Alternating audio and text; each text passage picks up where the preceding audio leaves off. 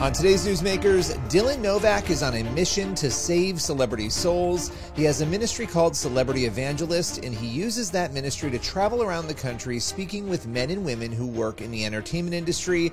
He specifically joins us today to talk about Ozzy Osbourne and an experience he had with the singer back in 2023. With no further ado, here is Dylan Novak.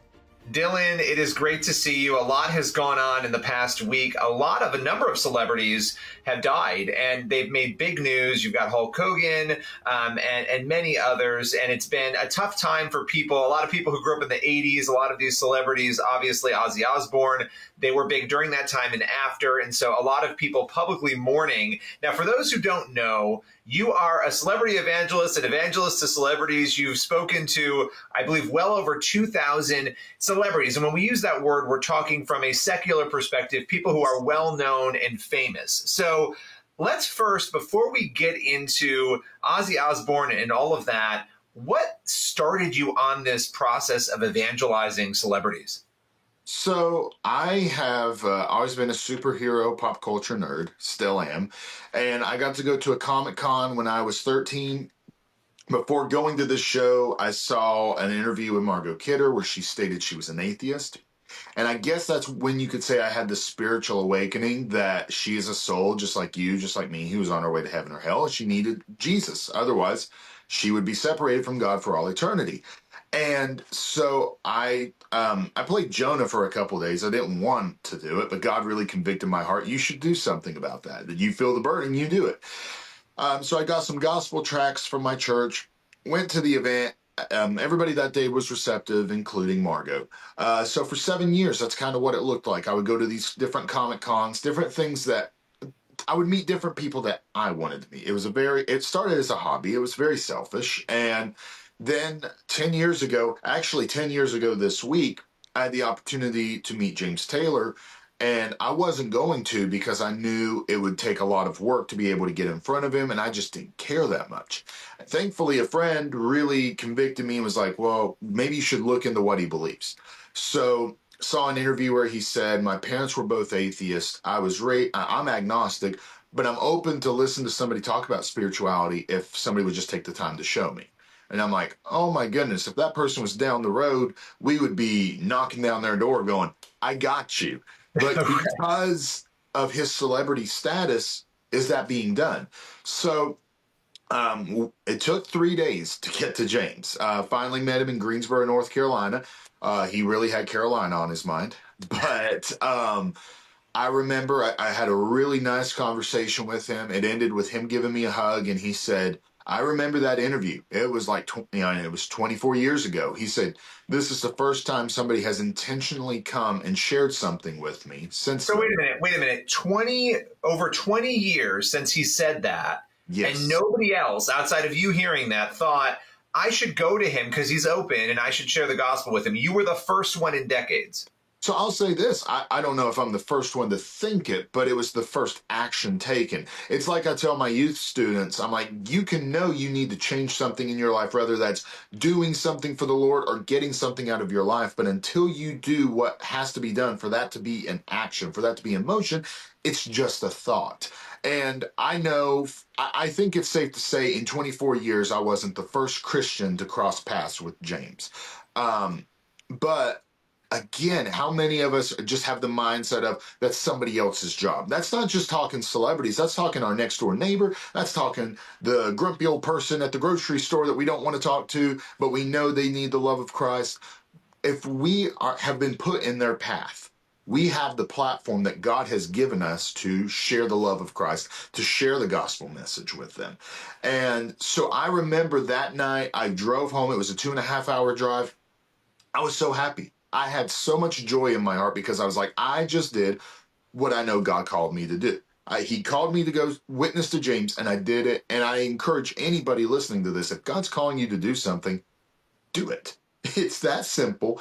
You were designed to serve the Lord, and you will have the greatest joy in your life. And that was the night that I was like, all right, God, whatever it is you want me to do, I'll do it. And I prayed. I was like, please open the doors. At the time, I lived in Southwest Virginia. I'm in East Tennessee now. But I said, I'm not in Los Angeles. I'm not in New York. But open the doors. and show me I'm not wasting my time. And praise the Lord that he was faithful and not only opened doors, he very quickly let me get feedback from some people that, okay, this isn't a waste of time. How scary is it I mean, people are afraid, as you were saying, to even go to their neighbors, their friends, their family and share the gospel. How difficult is it with that added layer of pressure of speaking to people who have had the whole world handed to them, or they've earned it, or the point is they've got money, they've got fame, they've got notoriety, and now you're going up to them and telling them this is what you need for eternity. This is the truth that you need to live a life beyond the temporal. How difficult is that for you? I'll say this, through the years, and my wife said this morning, and I thought it was great. She said, sharing the gospel is like a muscle. The more you do it, the more you're used to it. You're in a habitual routine. But if you stop doing it for a while, you get lazy. You start to have a harder time starting that gospel conversation and being like, oh, I don't feel like it. Somebody else will do that. We don't want to become slothful in our walk with Christ. And I've been victim of that many times where I'm like, oh, I almost forget what to do. But it's funny, I have an easier time with celebrities than I do the person down the road. Not that I care more about celebrities than I do people. I just see the Hollywood as a very unreached people group. Nobody's reaching those people who not only need the gospel, but they have the ability to use their platform to influence millions of people who would listen to them before they would listen to you or I. And I think the reason I'm more comfortable, for example, Gene Simmons a couple weeks ago that I was able to share the gospel with again, I know his personality. I've watched interviews. I know what I'm getting into. I know the way to go about talking to him. I already know his beliefs going into it. That's interesting. You're getting an insight with celebrities that you don't get with normal people. Yeah, if they're your friends or your family, but if you're just talking to a stranger, you don't know, but you can read, you can watch, you can look.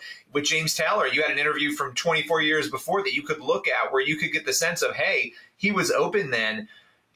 As you're doing this, let's talk about Ozzy Osbourne in particular, right? Because you've been in the headlines because you shared the gospel with him, and this was in 2023, just so we clarify for people, because I know there's some misinformation out there. You shared the gospel in 2023 with him, and he obviously died 2 years later. What was it like sharing with him? How did he receive it? Because obviously people have preconceived notions based on how they've seen him behave and live when it comes to how he might react. What was that experience like? So Ozzy was incredibly kind. I've seen, like you have, a lot of nasty social media comments. There's this one person who made a whole post that I know Ozzy is burning in hell right now. And I was like, oh, wow, I didn't know God was on Facebook, because only God and that person know their soul. Trust me, I hold back on my sarcasm on social media. I would be a monster. But... So Ozzy did an event, as far as I know, this was the only United States convention signing. He did CD signings through the years, but it was advertised the Osbourne family is going to be at Famous Monsters Festival. I forget the name of the town. It was right outside of Philadelphia, Pennsylvania. And I'm telling you, God was in it the whole time. I was supposed to be preaching at a missions conference in Missouri, which... here's Tennessee, here's Missouri, here's Philly. It's like, it's not on the way. And the pastor was so kind and gracious. He moved the entire week and schedule around so that I could come earlier in the week to fly out of Nashville to fly up to Philly. The whole reason you were going, just so people understand this, was to try to talk with Ozzy. Yes, that is the sole reason that I flew up there, was for him and the Osbournes. And for anybody who's ever been to a Comic-Con, you know kind of how it works. You go in, you get in line, you wait in line, you wait in line, you wait in line. And the bigger the celebrity, a lot of times you are funneled through, you are rushed. That was not the case with Ozzy. Ozzy was very kind. He was very gracious. They did start to rush his line, but he told them, hey, I want to take my time. I want to shake hands with people, hear what they have to say. I heard him say, people have flown from across the world. I'm not going to rush them. And to his credit, he stayed 5 hours after the event had closed. It was like 2 a.m. when he was done. So I get up to him, shake his hand, told him it was an honor to meet him. And after just kind of a brief introduction, I said, the reason I came to meet you today is because I love and care about you and your soul. And I referenced an interview he had done where he said, I identify more as a Christian than anything else. and I wish I could read the Bible more than I can. It's written in a language I don't understand, which I've gotten a lot of people on social media. What do you mean it's written in a language you can't understand? Well, here's a couple things to consider. Ozzy was dyslexic, for one. Second of all, I'm sure he's referring to the King James Version, written in Old English. Nothing wrong with the King James Version, but when you're dyslexic, when you've taken as much drugs and things as Ozzy has, it's probably very hard to comprehend that. So I Well, was like, and okay. let's be honest, and I don't say this. I love the Bible. I love the King James version. It's hard to read, even for me sometimes. I'm like, what's it saying, right? So, okay, Yes, continue. But I think it's and I important think to that's why emphasize it's that. I think that's why it's great that we have actual people who can read the original Greek, the original Hebrew, and put it in modern language. When I'm preparing for a sermon, I look like a crazy person with all my Bibles across my desk because I have different study Bibles and everything. So I got him. I refer to it as a New Believer's Bible because that's what Greg Laurie calls it, but it's the NLT, the New Living Translation.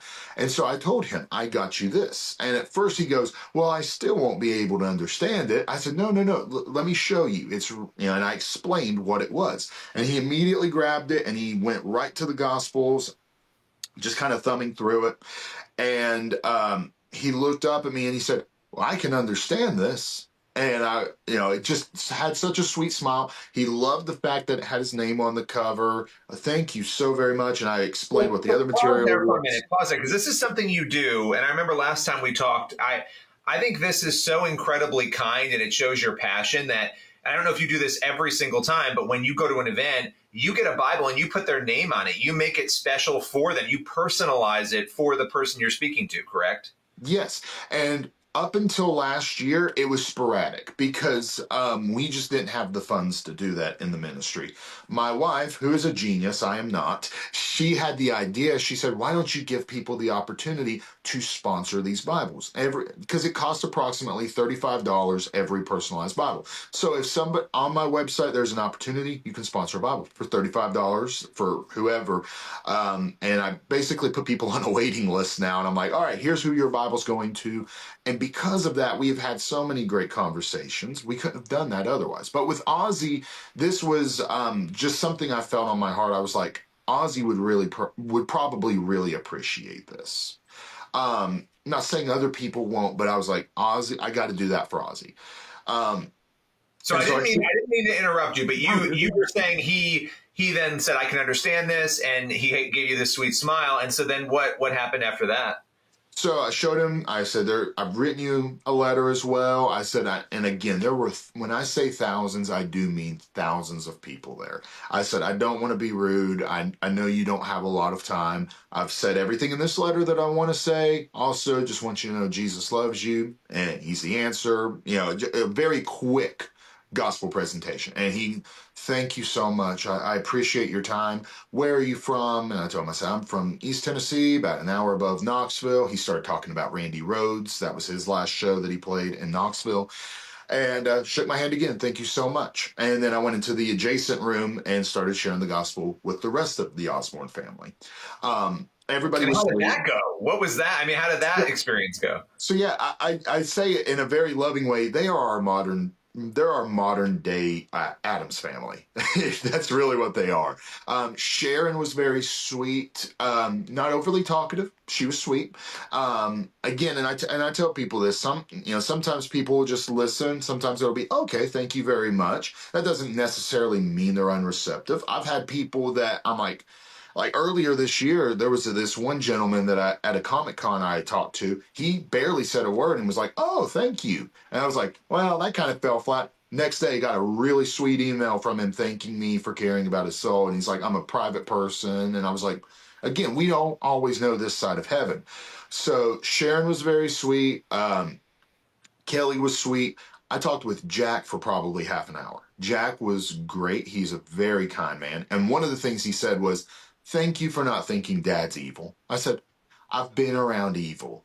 Your dad's not evil. I said, I know it's a front. He said, it is. He said, the media started pushing it, portraying it back in the day, and Dad owned it and made a brand out of it. And he said, he's an old grandpa. I said, oh, I know, you can tell. And you could just tell they all love each other so much. That is a very close family, which is always encouraging to see anytime, but especially in Hollywood. Yeah.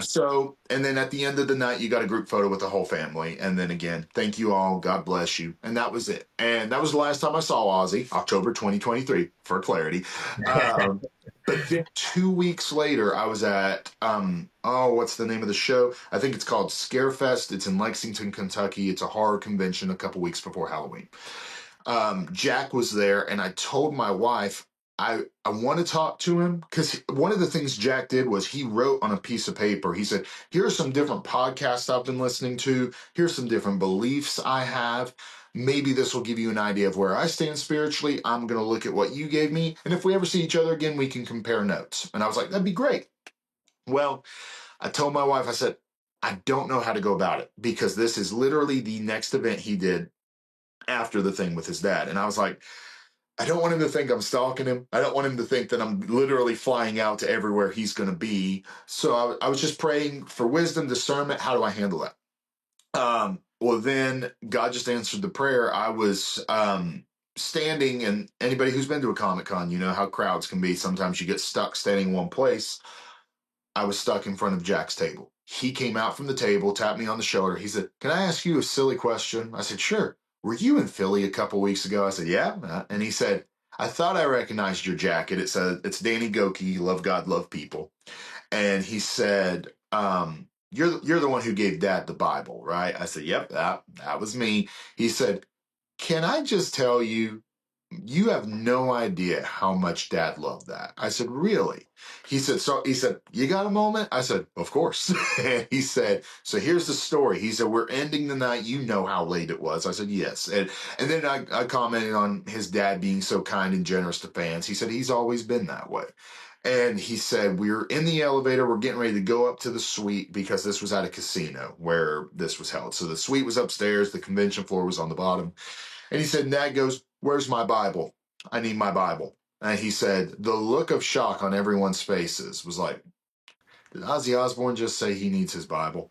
And he said, I put two and two together pretty quickly. And I was like, Dad, it's probably down in the autograph room. We'll get it tomorrow.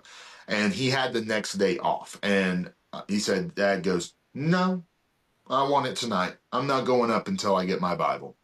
So they went back downstairs, unlocked the entire floor, went to the room where Ozzy's stuff was, grabbed the Bible, brought it back to him. And he said, I was like, all right, Dad, here you go.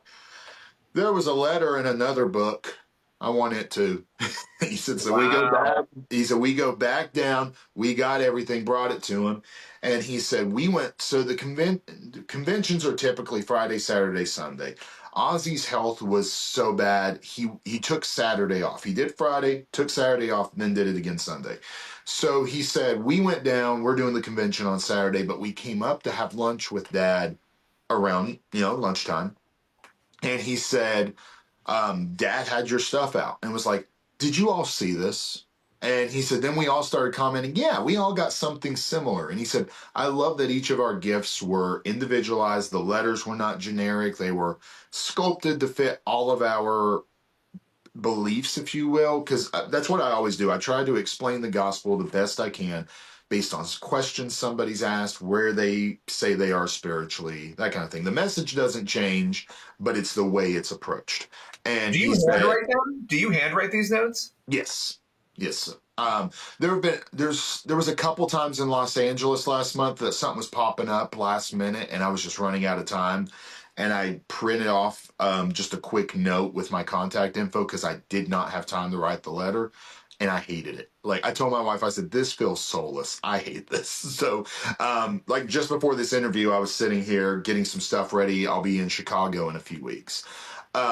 And I just feel like, just like with the Bible, it adds in a personal, individualized note to it, because I never want somebody to feel like, oh, here comes this big organized religion or this organized outreach, whatever, who, sees me as a number. No, I want everybody to feel like I'm seen as an individual soul, and I am loved and cared about on an individual level. Okay, going back to Jack. So, I mean, this had a profound impact, obviously, on Ozzy in that moment, at the very least, and in that next day, at the very least. How did you leave it with Jack? Obviously, he cared enough to tap you on the shoulder. He could have ignored Yes, you. Right? How exactly. did you guys leave it? So, and the last thing Jack said was, he said, Dad doesn't keep a lot of his gifts. He gets tons of gifts. He's not a hoarder. He said, but that Bible and your gift that's on his nightstand, and everybody that's come over, he has shown them the Bible, shown them that his name is on there, that it's where he can understand it. He said, it's not in any way like, oh, look, someone brought me a Bible. It's like, I am honored I got this gift. And I had tears in my eyes, and Jack was like, I just can't thank you enough for loving and caring on me and my family. That just really meant a lot. And I told him, I said, I have listened. And I just told him what I told you. I didn't want to approach you. I didn't want you to think I'm creepy or weird. He's like, no. That being said, with Dad's fans, I know what creepy and weird are. You're not. But I told him, I said, I've listened to your podcast. Like, I forget the name of the guy that he showed me. I said, I had some thoughts on that if you wanted to hear it. And he's like, of course, lay it on me. So we talked for maybe about another 10 minutes about Jack's personal spiritual life. And he said, I'm still looking at your stuff. He said, I was not as on it as you were. And I said, well, I'm a procrastinator. If I wasn't going to maybe talk to you, I probably would have put it off for a few weeks. But he said, no, he said, I just wanted to encourage you that really had an impact on Dad. It had an impact on me. I can't speak for Mom and Kelly, but yeah, I just wanted to get your attention. And I saw Jack last December in Pittsburgh. It was very brief. He remembered me. And it was just, pretty much I was like, hey, just wanted to come by and say hi. It's good to see you again. How's your dad doing? Just know I keep you and your family in my prayers. And he's like, I appreciate it. And so it was, I felt very peaceful how everything ended with that. Let me ask you this, and I'm not going to ask you who, because that's private, but have there been people over the years, celebrities who you've kept in contact with after that first encounter, people that you've talked with later on, or who have reached out with more questions?